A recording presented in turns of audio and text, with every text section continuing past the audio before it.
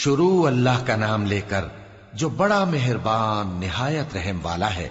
حامیم، یہ کتاب رحمان الرحیم کی طرف سے اتری ہے، ایسی کتاب جس کی آیتیں جدا جدا بیان کی گئی ہیں، یعنی قرآن عربی، ان لوگوں کے لیے جو سمجھ رکھتے ہیں، جو بشارت بھی سناتا ہے اور خوف بھی دلاتا ہے۔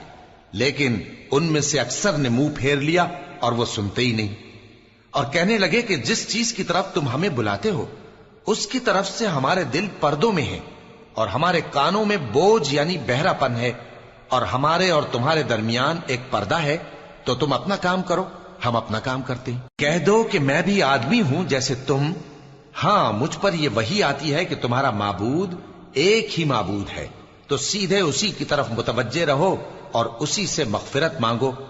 اور مشرکوں پر افسوس ہے جو زکوٰۃ نہیں دیتے اور وہ آخرت کے بھی منکر ہیں۔ جو لوگ ایمان لائے اور عمل نیک کرتے رہے ان کے لیے ایسا ثواب ہے جو ختم ہی نہ ہو۔ کہو کیا تم اس ذات کا انکار کرتے ہو جس نے زمین کو 2 دن میں پیدا کیا اور بتوں کو اس کا مد مقابل بناتے ہو؟ وہی تو تمام جہانوں کا مالک ہے، اور اسی نے زمین میں اس کے اوپر پہاڑ بنائے اور زمین میں برکت رکھی اور اس میں سامان معیشت مقرر کیا، سب 4 دن میں، اور تمام طلبگاروں کے لیے یکساں۔ پھر وہ آسمان کی طرف متوجہ ہوا جبکہ وہ دھواں تھا، تو اس نے اس سے اور زمین سے فرمایا کہ دونوں آؤ، خواہ خوشی سے خواہ ناخوشی سے۔ انہوں نے کہا کہ ہم خوشی سے آتے ہیں۔ پھر اس نے 2 دن میں 7 آسمان بنائے اور ہر آسمان میں اس کے کام کا حکم بھیجا، اور ہم نے آسمان دنیا کو چراغوں یعنی ستاروں سے سجایا اور شیطانوں سے محفوظ رکھا۔ یہ اسی زبردست باخبر کے مقرر کیے ہوئے اندازے ہیں۔ پھر اگر یہ منہ پھیر لیں تو کہہ دو کہ میں تم کو ایسی چنگھاڑ کے عذاب سے آگاہ کرتا ہوں جیسے عاد اور سمود پر چنگھاڑ کا عذاب آیا تھا، جب ان کے پاس پیغمبر ان کے آگے اور پیچھے سے آئے کہ اللہ کے سوا کسی کی عبادت نہ کرو، تو وہ کہنے لگے کہ اگر ہمارا پروردگار چاہتا تو فرشتے اتار دیتا، سو جو تم دے کر بھیجے گئے ہو ہم اس کو نہیں مانتے۔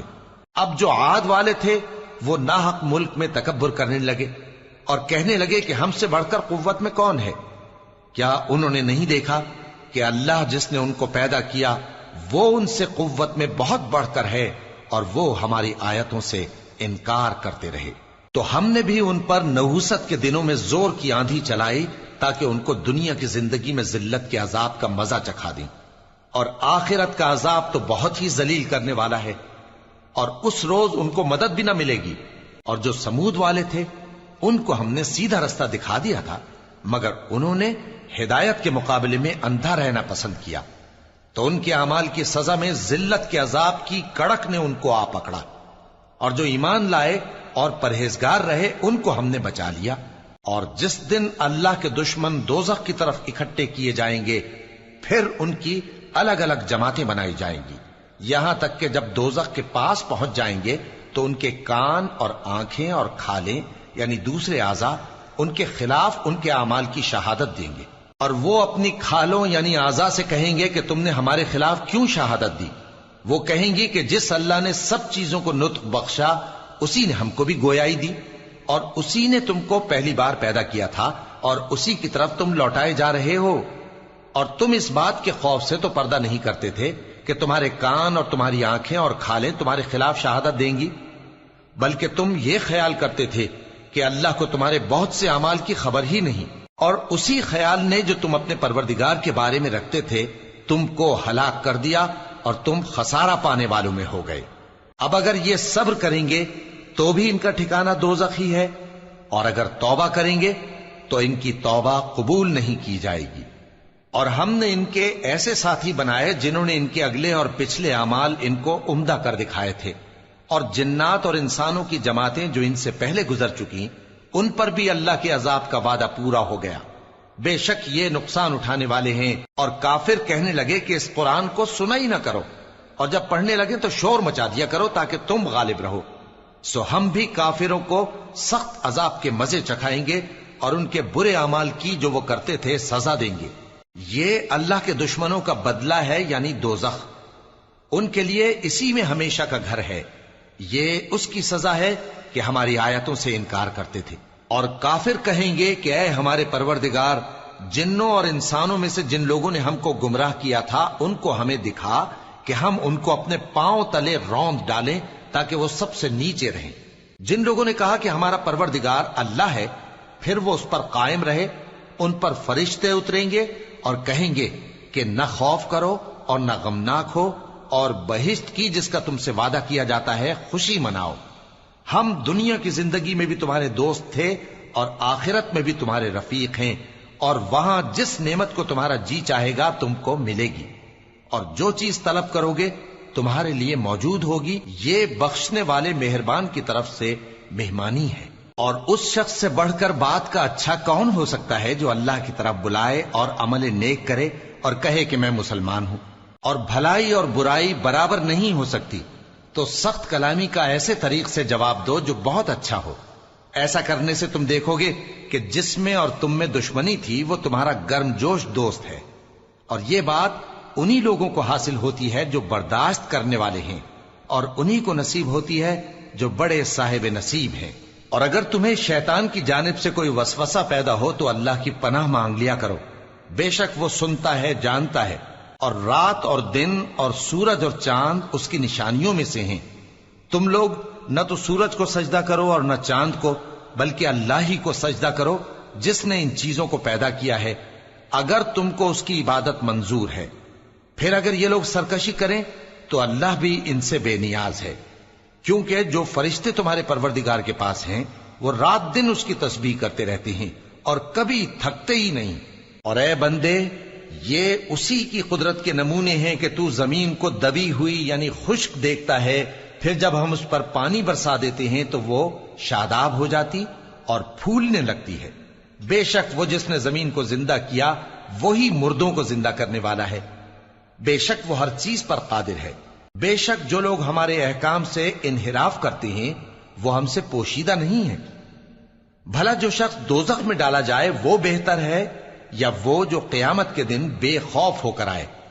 تو خیر، جو چاہو سو کر لو، جو کچھ تم کرتے ہو وہ اس کو دیکھ رہا ہے۔ جن لوگوں نے نصیحت کو نہ مانا جب وہ ان کے پاس آئی، حالانکہ یہ تو ایک عالی رتبہ کتاب ہے، اس میں جھوٹ کا دخل نہ آگے سے ہو سکتا ہے نہ پیچھے سے۔ یہ کتاب حکمت والے، خوبیوں والے کی اتاری ہوئی ہے۔ اے پیغمبر، تم سے وہی باتیں کہی جاتی ہیں جو تم سے پہلے پیغمبروں سے بھی کہی گئی تھیں۔ بے شک تمہارا پروردگار بخش دینے والا بھی ہے اور عذاب علیم دینے والا بھی۔ اور اگر ہم اس قرآن کو غیر عربی زبان میں نازل کرتے تو یہ لوگ کہتے کہ اس کی آیتیں ہماری زبان میں کیوں کھول کر بیان نہیں کی گئیں؟ کیا خوب کہ قرآن تو عجمی اور مخاطب عربی۔ کہہ دو کہ جو ایمان لاتے ہیں ان کے لیے یہ ہدایت اور شفا ہے، اور جو ایمان نہیں لاتے ان کے کانوں میں گرانی یعنی بہراپن ہے، اور یہ ان کے اندھے پن کا باعث ہے۔ ان کو گویا دور کی جگہ سے آواز دی جاتی ہے۔ اور ہم نے موسیٰ کو کتاب دی، پھر اس میں اختلاف کیا گیا، اور اگر تمہارے پروردگار کی طرف سے ایک بات پہلے نہ ٹھہر چکی ہوتی تو ان میں فیصلہ کر دیا جاتا۔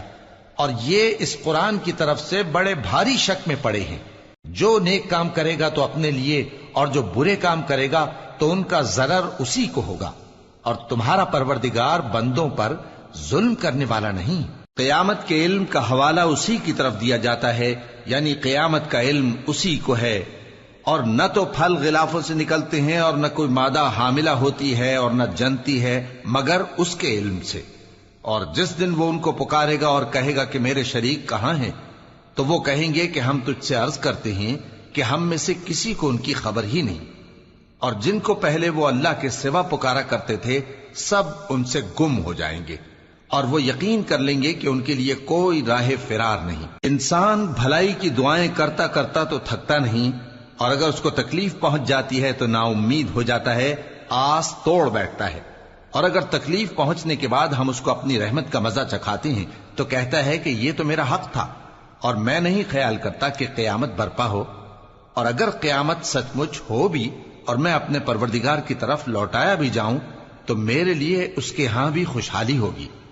پس کافر جو کچھ کیا کرتے ہیں وہ ہم ضرور ان کو جتائیں گے اور ان کو سخت عذاب کا مزہ چکھائیں گے۔